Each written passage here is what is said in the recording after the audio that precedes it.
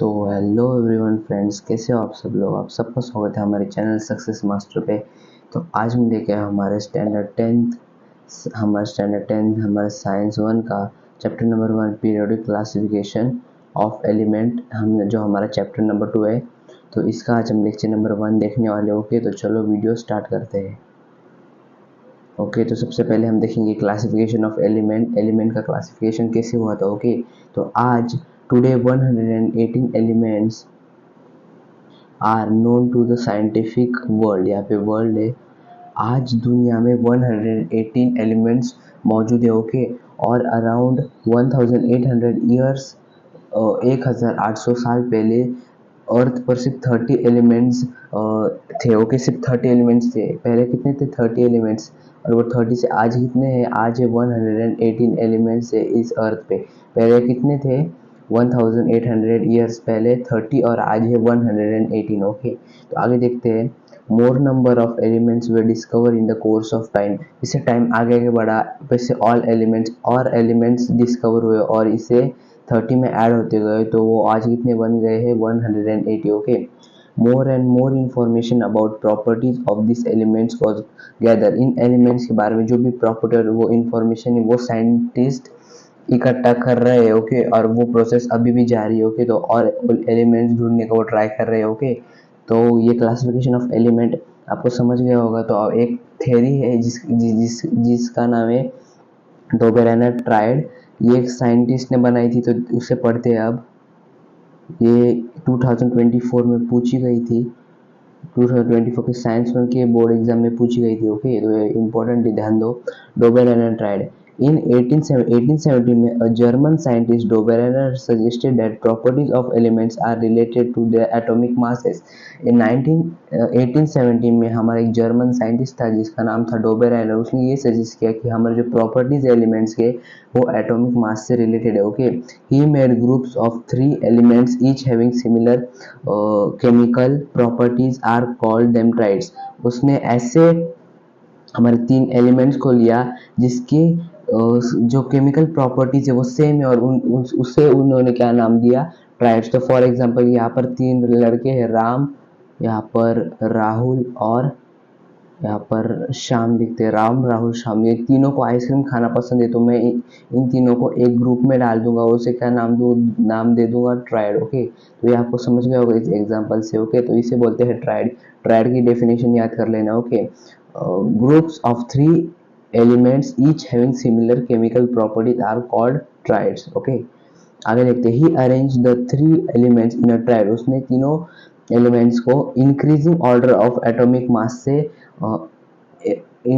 उसने जो ट्रायड था उससे इंक्रीजिंग ऑर्डर को ऑफ एटॉमिक मास से अरेंज किया। मतलब जिसका एटॉमिक मास छोटा है वो पहले आएगा, जिसका बड़ा है वो बाद में, और जो जिसका और बड़ा है तो वो उसका और ज्यादा है वो आगे आए। ओके, ऐसे आएगा। तो छोटे से लेकर असेंडिंग ऑर्डर में उसने अरेंज कर दिया। ओके, इंक्रीजिंग ऑर्डर मतलब छोटे से बढ़ रहा है। ओके, तो आपको समझ गया होगा।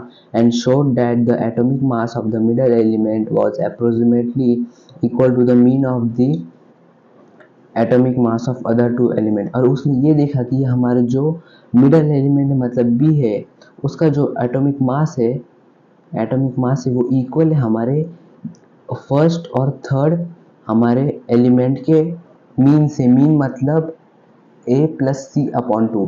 अब देखो फिर से एक बार बताता हूँ आपको। मिडल एलिमेंट क्या कौन सा है हमारा? समझो बी मिडल एलिमेंट है, और वो इक्वल दोनों के मीन से। ओके, मीन मतलब अगर हम फर्स्ट को थर्ड से प्लस करेंगे और उसे 2 से डिवाइड करेंगे तो हमारा मीन का आंसर आ जाएगा। ओके, तो फॉर एग्जांपल के लिए हम एटॉमिक मास लेते हैं 1 2 3। तो 1 2 3 हमने यहाँ पर एटॉमिक मास लिया है, तो मीन इस्तेमाल करेंगे तो ये हो गया ए, ये भी है बी और ये सी है। ओके, तो बी की क्या है? वैल्यू है 2 है, और इसकी क्या है? 1 और 3 है। तो हम यहाँ पर मीन निकालेंगे तो फॉर्मूला है ए प्लस सी अपॉन 2। ओके, तो ए की जगह पर हम क्या पुट करेंगे? यहाँ पर 1, ए की जगह पर 1 पुट करते हैं, ए की जगह पर 1 और सी की जगह पर 3। डिवाइड किसे करेंगे? 2 से, तो 3 प्लस 1 हो जाएगा ये 4 डिवाइड बाय 2। तो 2 1 से 2, 2 2 जा 4। तो हमारा आ गया है कि नहीं? हमारा जो मीन वो यहाँ पर भी हमारे क्या आंसर आया? 2 आया। और यहाँ पर भी हमारा क्या आंसर है 2 ही है। ओके, तो ये आ गए हमारे मीन से इक्वल। होप आपको समझ में आ गया होगा फ्रेंड्स एग्जाम्पल के साथ। तो उसने ये पाया कि मिडल मोस्ट एलिमेंट का जो एटॉमिक मास है वो अप्रोक्सीमेटली मतलब पूरा इक्वल है, उसके कुछ पॉइंट्स इक्वल आ रहे हैं। ओके, अप्रोक्सीमेटली इक्वल है उसके दोनों जो बचे हुए एलिमेंट्स है उनके मीन से। ओके, तो ये आपको समझ में आया होगा। तो यहाँ पर एग्जांपल भी दिया है आपको, तो वो देखते हैं। देखो आप देख सकते हैं यहाँ पर, यहाँ लिथियम है, सोडियम है, और यहाँ पर क्या है, पोटेशियम है। तो लिथियम का एटॉमिक मास का 6.9 है, और हमारा सोडियम का क्या है 23.0 है, 23, और पोटेशियम का क्या है 39.1 है। तो मिडल मोस्ट एलिमेंट कौन सा है, सोडियम है। तो सोडियम को यहाँ पर साइड में रख देते हैं। तो हमें मीन निकालना है फर्स्ट और थर्ड एलिमेंट का। तो फर्स्ट एलिमेंट है लिथियम जिसका है 6.9, तो उसे प्लस करेंगे हम यहाँ पर 39.1, पोटेशियम से डिवाइड करेंगे 2 से, तो वो बराबर इक्वल आएगा हमारे सोडियम के एटॉमिक मास से जो है 23। ओके, तो वैसे हमने यहाँ पर कैल्शियम, स्कॉर्डियम और बेरिलियम का किया है। बेरियम हमारा और स्ट्रोंडियम और कैल्शियम का किया है। कैल्शियम का है यहाँ पर 14.1, और यहाँ पर प्लस है 137.3, उसे डिवाइड करेंगे तो आएगा 88.7, और यहाँ पर हमारा स्ट्रोंडियम का 87.6 है, और यहाँ पर हमारा आंसर क्या है 88.7, जो अप्रोक्स है हमारे स्कॉर्डियम के एटॉमिक मास से। तो ये भी हमारे ट्राइड हुआ। तो तीसरा भी आप देख सकते हो यहाँ पर कौन सा क्लोरीन है, ब्रोमीन और आयोडीन है, तो इनके भी अप्रोक्सीमेटली वैल्यूज आ गए हैं। ओके, तो आगे हमारे पास और एग्जांपल है, आप देख सकते हो। आप हमें कैन यू टेल के नीचे जो 3 एग्जांपल है वो आप कर सकते हो होमवर्क के तौर पर, वो भी बहुत ईजी है। कैन यू टेल के नीचे दे आपको 3 एग्जांपल, वो आप सॉल्व कर सकते हो। होप आपको ट्रायड समझ में आ गया होगा। ट्रायड मतलब ऐसे 3 एलिमेंट्स जिसकी केमिकल प्रॉपर्टी सिमिलर है। ओके, उन्हें हम क्या बोलेंगे, ट्रायड बोलेंगे। और हमारा जो मिडल मोस्ट एलिमेंट है उसका जो एटॉमिक मास है वो अप्रोक्सीमेटली इक्वल है हमारे बचे हुए 2 एलिमेंट्स के मीन से। ओके, तो ये हमारा ट्रायड तो बहुत इंपॉर्टेंट है, इसे अच्छे से स्टडी कर लेना। तो अब आगे चलते हैं हमारे नेक्स्ट टॉपिक की ओर, जिसका नाम है न्यूलैंड्स लॉ ऑफ ऑक्टेव। तो आप देख सकते हो यहाँ पर ये ट्रायड था, ये कुछ कुछ एलिमेंट्स के बारे में अच्छे से बता रहा था। ओके, अप्रोक्सीमेटली वो चल रहा था अच्छे से, लेकिन कुछ कुछ ऐसे एलिमेंट्स थे जो इस ट्रायड में नहीं बैठ रहे थे।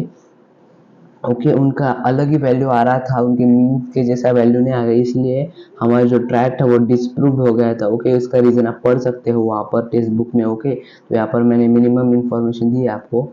तो अब आगे चलते हैं। अब जब ट्रायड फेल हुआ तो दूसरा साइंटिस्ट आया जिसका नाम था न्यूलैंड। ओके, उसका नाम था John Newland correlate, John Newland. Okay, उसका नाम क्या था, जॉन न्यूलैंड। तो वो आया, देखते वो क्या बोलते, English scientist John Newland, English scientist John Newland correlated the atomic mass of elements to the properties in a different way। उसमें जो एटॉमिक मास थे, इसने भी एटॉमिक मास पर ही काम किया, कुछ डिफरेंट वे, उनकी प्रॉपर्टीज को उसने समझा डिफरेंट वे में।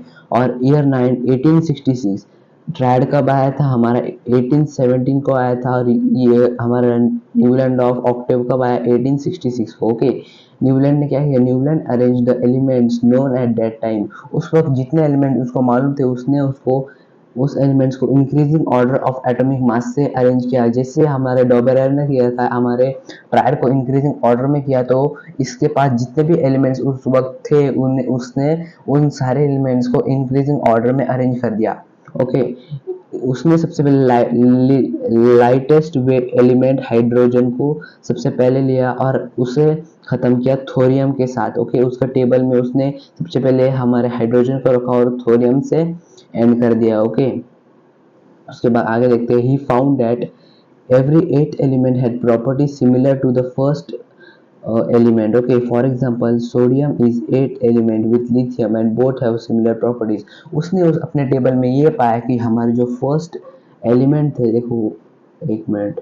ओके, हमारा जो फर्स्ट एलिमेंट है उसके जो केमिकल हमारे उसके प्रॉपर्टीज है वो सिमिलर है हमारे 8 एलिमेंट के साथ। ओके, तो इसने क्या किया, हमारे मराठी में म्यूजिकल, मराठी में बोलता हूँ, हमारे म्यूजिकल नोट से जो सा हम उसे बोलते हैं सा रे ग म प ध नी, ओके, प ध नि सा, तो ये हमारे आपने बचपन में सीखा होगा।